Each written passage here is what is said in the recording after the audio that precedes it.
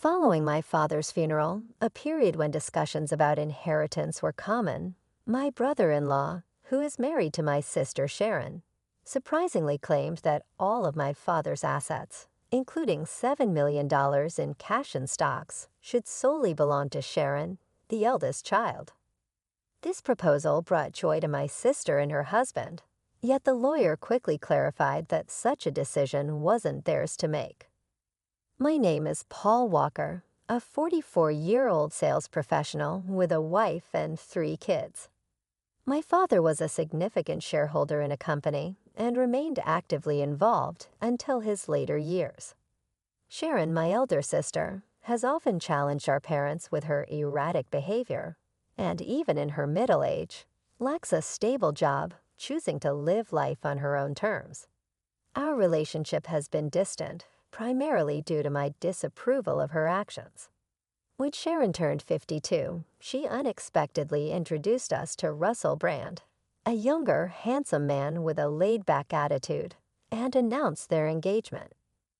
Despite her financial instability, Sharon didn't hesitate to ask for a substantial sum from our father to cover wedding expenses, quickly depleting it, and then audaciously requesting more. This behavior greatly distressed our father, given her presumptuous attitude towards inheritance. The news of our father's sudden heart attack and subsequent passing deeply affected me. Amidst receiving condolences from friends and relatives, I stepped up to assist my overwhelmed mother with the funeral preparations while Sharon remained absent, engrossed in her own life. The day following the funeral, as my mother and I were beginning to find solace, a lawyer arrived to discuss my father's will. Unaware of its contents, Sharon and her husband audaciously interrupted, asserting that Sharon was entitled to all of my father's stocks and the $7 million inheritance, leaving my mother and niece speechless at their boldness. In a moment filled with anticipation, my brother-in-law jubilantly proclaimed, "We've made it, Sharon. This inheritance sets us for life," his fist cutting through the air in triumph. The lawyer, taken aback by such presumption, intervened with caution. Capturing my sister's fierce gaze, he looked at them both squarely and revealed, "Sharon, you have no claim to the inheritance." My sister and her husband, visibly shocked, countered with disbelief, arguing that as the eldest daughter, Sharon was naturally entitled to everything. It was evident my brother-in-law had placed all his bets on this inheritance, convinced it would all go to my sister. Their confusion only deepened when the lawyer, with a gentler tone, dropped a bombshell. "Were you unaware that Sharon is not Mr. Paul's biological child?" Instantly, the color drained from my sister's face as she turned to our mother, her eyes wide with panic. Our mother, her expression a mix of emotions, faced a moment of truth I had long been aware of. My sister was a half-sibling, a fact that had been hidden from her. Confronting our mother, Sharon's voice trembled. "What does this mean?" To which our mother confessed, "Sharon, you come from my first marriage." The revelation stunned Sharon, who had always playfully claimed the title of the favored child. Her husband, trying to grasp at straws, argued that Sharon, being legally adopted, must still be entitled to a share of the inheritance. That's what I assumed Sharon supported. Yet our mother's next words shattered that belief. There had been no formal adoption. In disbelief, Sharon protested, "But I'm the eldest daughter." Dad even acknowledged it. Her frustration now turned towards me accusingly. "You're going to let him take everything." She challenged me. Annoyed by her sense of entitlement, I couldn't help but respond, pointing out her continual reliance on our father's generosity. Despite it, as they insisted on the fairness of a father's support for his daughter, I was reminded of how my sister used his financial aid not for growth, but to bail herself out of recurring predicaments. It was then that Mrs. Paul, our mother, who had been silent, suggested, "Perhaps it's time Sharon reviewed the will as well." Caught off guard, Sharon panicked. "The will." I don't know anything about that. It was her lack of attention and engagement that had led to this moment. Our father had intended for us to discuss the will together when he drafted it, but Sharon, uninterested at the time, chose leisure over matters. Highlighting the omission from the will, I saw my brother-in-law's frustration flare as he sharply questioned Sharon. "What were you thinking?" This mattered. The realization dawned that they had to confront the contents of my father's will. The lawyer clarified that the inheritance was designated for me and my mother, citing my father's hesitance to adopt Sharon due to her indifferent attitude towards me, her spending habits, and her overall conduct. Sharon was visibly shaken by the news that she had no legal claim to any inheritance. At this revelation, my brother-in-law's temper escalated, accusingly pointing out to Sharon, "You promised there was wealth." His attitude became threatening, shocking my mother and Sharon, though I wasn't surprised, given his history of greed and opportunistic behavior. He coldly told Sharon not to return until she had secured some money, revealing his true motives and leaving everyone in dismay as he abruptly left the scene. Feeling betrayed and cornered, Sharon turned her frustration towards us, particularly our mother, lamenting, "Why wasn't I legally adopted? It's unfair that the inheritance bypasses me." Her outburst was raw and filled with a sense of betrayal, causing a stir that the lawyer witnessed with seasoned calm. When Sharon accused me of being the undeserved beneficiary simply because I was our father's biological son, her words cut deep. But I realized that my existence was not the root of her exclusion. It was her actions and choices. Before the situation could escalate further, the lawyer intervened, warning that her behavior could lead to legal consequences, a reminder that made Sharon pause, likely recalling her previous misdemeanors. As time passed, the inheritance process concluded smoothly, thanks in part to the lawyer's expertise, leaving no room for further dispute from Sharon or her husband. Despite their initial discontent, my mother decided to give Sharon some financial assistance, a gesture I chose not to comment on. Their subsequent disappearance with the funds only underscored their true intentions, leaving a bitter impression among our relatives who were privy to the saga. Seeking to uplift our spirits, I organized a family meal with my mother, wife, and daughter. The outing, suggested by my wife, brought a noticeable change in my mother's demeanor, brightened by the presence of her granddaughter, offering a moment of joy amidst the ongoing family turmoil. During a moment of calm, I suggested to my mom, "How about moving in with us?" But I was quick to add, knowing the unpredictability tied to my sister Sharon, she might drop by seeking help, especially financial.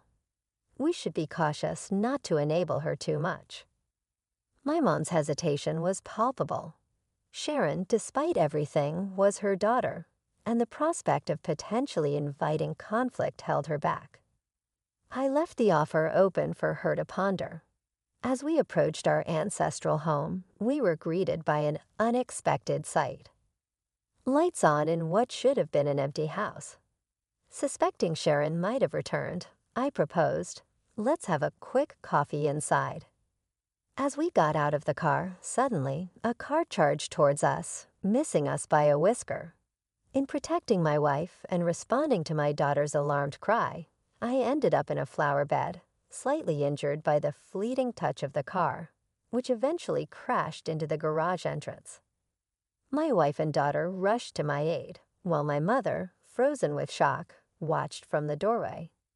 The incident led to my hospitalization overnight, and I later found out that Russell Brand, my brother-in-law, was behind the wheel, claiming a mix-up between the accelerator and the brake, a story I found hard to swallow. When my mother and sister visited me in the hospital, Sharon's response to my condition was chilling, hinting at her disappointment in my resilience, almost as if she had hoped for a more beneficial outcome for herself.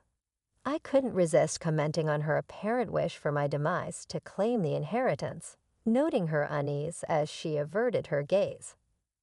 I then revealed that our mother intended to relinquish her inheritance in my favor, making any drastic actions from their side futile.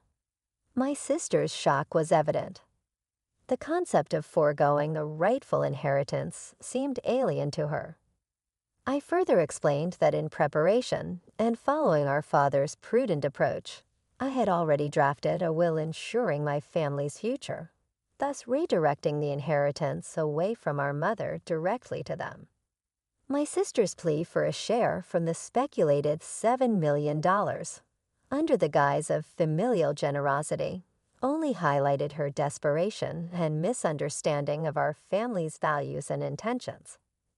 In the aftermath of firmly rejecting my sister Sharon's demand for a substantial share of the inheritance, the atmosphere in the hospital room shifted dramatically. Sharon's demeanor transformed, her face contorting into a visage of pure fury as she physically accosted me, her hands gripping my collar in desperation. "Give me half. I'm your sister," she demanded, her voice laced with a chilling blend of anger and desperation. It was a distressing sight, witnessing her descent into what appeared to be a state of irrationality, driven to the brink by her intense desire for inheritance. Her actions, so starkly at odds with the values our father held dear, made me regard her with a deep sense of pity and disappointment.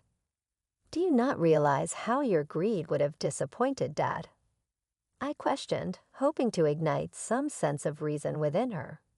Yet this only served to inflame her anger further as she made a grab for my throat in a shocking escalation of violence. The situation took a dramatic turn when our mother's voice, tinged with alarm and authority, cut through the tension. Nurses quickly intervened, escorting a visibly shaken Sharon away from me.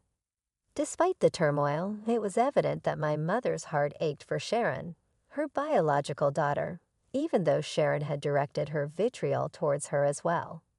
Where did I go wrong in raising her? My mother lamented, a question heavy with sorrow and regret that echoed in the sterile hospital corridor. The emotional and physical toll of the incident was soon overshadowed by my mother's deteriorating health. As her condition worsened, my wife and I found ourselves more involved in her day-to-day care, a development that seemed to provoke Sharon's resentment. Her feelings of exclusion were palpable, especially as she confronted the reality of our increased presence in our mother's life. This tension reached a boiling point when Sharon, in an abrupt phone call, insisted that she and Russell would take over caring for our mother, effectively sidelining my wife and me. Her declaration was unexpected and filled with a certainty that brooked no argument. Despite my attempts to reason with her, to discuss what was best for our mother, Sharon remained unmoved, ending the call with a finality that left us stunned. Confirming this sudden shift with my wife, who had received a similar message, we were both left concerned for our mother's well-being, especially considering Sharon and Russell's lack of experience in caregiving and household management. Surprisingly, Russell claimed to have some caregiving experience, a small comfort given our mother's still manageable level of independence. Yet this reassurance was short-lived. Within a month, a grave medication error sent our mother to the hospital, her condition alarmingly frail. It was a mistake that was unlike her, known for her meticulousness, especially with her medication. As my wife remained by my mother's bedside, offering the support and love she needed, I ventured back to the family home. What greeted me was a scene of neglect. A bare refrigerator, a poignant reminder of my mother's once vibrant love for cooking, and the absence of the household help that had been a staple in our family's life. The disarray spoke volumes of the care, or lack thereof, that Sharon and Russell had promised, casting a long shadow over their capability to manage the responsibilities they had so confidently claimed they could handle. Discovering that a considerable sum of money had been withdrawn from my mother's bank account filled me with regret for ever placing trust in my sister. Despite the safety measures, with her bank card and PIN securely locked away, the funds meant for everyday expenses had nearly vanished.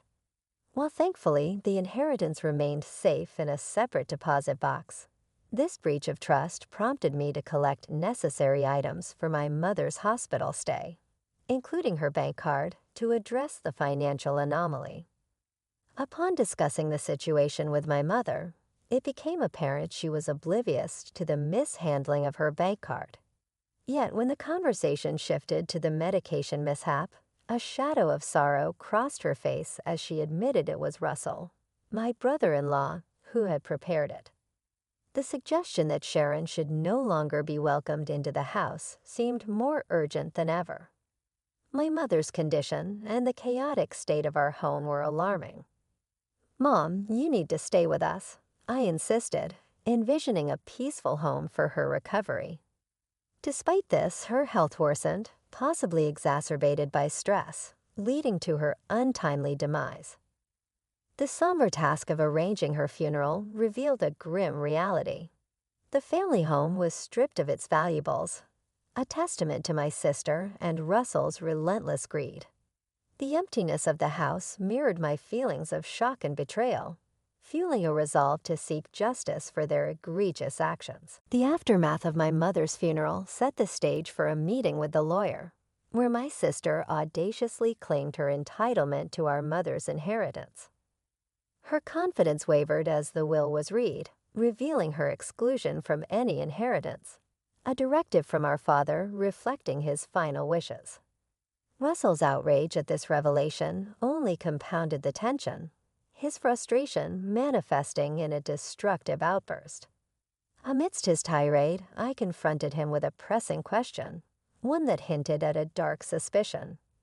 "Russell, did you attempt to harm my mom?" The gravity of the situation hung in the air, marking a pivotal moment in our family saga as we awaited his response. The truth of their actions was poised to come to light under the scrutiny of the law. As I squarely faced him, Russell returned my inquiry with a look of irritation. "I've done nothing wrong," he defensively claimed when questioned about the medication error. His annoyance was palpable, emphasizing their fixation on the inheritance rather than the well-being of our mother. Sharon, losing any semblance of calm, chimed in, outraged at the prospect of being left out of the inheritance. Her reaction betrayed her motives. It wasn't concern for our mother that drove her, but rather the hope of solving her financial woes with the inheritance. "Is it true that I'm getting nothing?" She demanded an explanation from the lawyer, her voice a mix of disbelief and desperation. The lawyer began to outline the specifics of the inheritance distribution, taking into account the funds Sharon had prematurely withdrawn and the value of the items she had sold. The end result left little to nothing for her, a revelation that left her visibly frustrated. I couldn't help but interject, highlighting that this outcome was the result of careful legal consultation. "That can't be all that's left," Sharon muttered, a clear indication of her disillusionment with the reality of her financial dependency on our parents, never having to face the struggles of earning a living. My disappointment in her turned to anger. "Mom thought you'd look after her, but instead you just took her money and left her alone," I accused, unable to hide my disdain for her actions. Sharon retorted, demanding evidence of the expenses incurred for our mother's care. I challenged her to justify the spending, extending my hand for the receipts, knowing full well she had none. "I don't have them," she stammered, her confidence waning. The lawyer underscored the importance of such documentation, leaving Sharon at a loss for words. Russell then tried to appeal to my sense of family, urging me to support Sharon despite everything, but my resolve was unshaken. Their desperation was evident, and Russell's admission that Sharon would have inherited everything if their plan had succeeded only added to my suspicion of their true intentions. "What do you mean by that?" I pressed, seeking clarity on his revealing comment, ready to uncover the extent of their schemes. As the tension in the room escalated, Russell inadvertently made a comment that shifted the atmosphere drastically, revealing their true intentions. Because of this guy, things never go right. I was expecting a new car out of this deal, but now I'm stuck with just enough for some repairs, he lamented, not realizing the weight of his words. My sister Sharon attempted to intervene, perhaps to salvage the situation, but the damage was done. The lawyer, seizing the moment, underscored the gravity of Russell's admission. "That's a serious allegation, akin to fraud," she observed, barely concealing a smile as she eyed the couple. Her next revelation caught them off guard. "This meeting has been recorded with your consent," she reminded, effectively trapping Russell in his own narrative. Realizing the depth of his blunder, Russell's confidence deflated. Seizing the moment, I informed him of my intentions to press charges for the accident. Russell's attempt to dismiss the threat as baseless was quickly undermined by his own words, now recorded evidence. The situation spiraled for them as Sharon, overwhelmed by the turn of events, berated Russell for his carelessness, despairing over their predicament. In the aftermath, Russell faced criminal charges, his prior misdeeds compounding the legal action against him, leading to his arrest. Sharon, implicated for her role, received a milder sentence due to her lesser involvement. Facing financial ruin, she reached out to relatives for support, only to be met with rejection, a consequence of her actions and their fallout. As for me, witnessing the unraveling of my sister and brother-in-law schemes brought a complex mix of vindication and sorrow. The path they chose not only led to their downfall, but also strained familial bonds, leaving a lasting impact on all involved. I kept on working hard, choosing not to depend on any inheritance. Instead, I found comfort and a bit of joy in the dividends that came from my investments in stocks, considering it a small but satisfying reward for my efforts.